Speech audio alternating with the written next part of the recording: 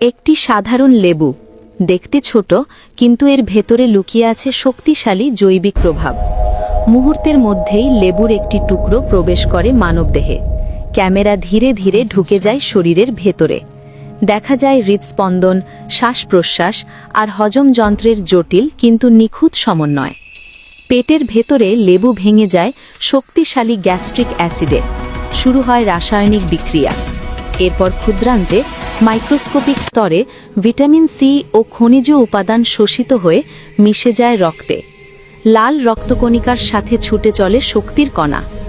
মস্তিষ্কে জ্বলে ওঠে নিউরনের বৈদ্যুতিক সংকেত। মন হয় সতেজ, সচল। পেশিতে পৌঁছে শক্তি। কোষগুলো হয় আরও সক্রিয়। অন্ত্রে গড়ে ওঠে সুস্থ মাইক্রোবায়োমের ভারসাম্য। তবে অতিরিক্ত লেবু হতে পারে ঝুঁকির কারণ। পেটে জ্বালা, ত্বকে অস্বস্তি, হঠাৎ শক্তির পতন। লেবু তাই শক্তি ও সতর্কতার প্রতীক। সঠিক পরিমাণেই এর প্রকৃত উপকার।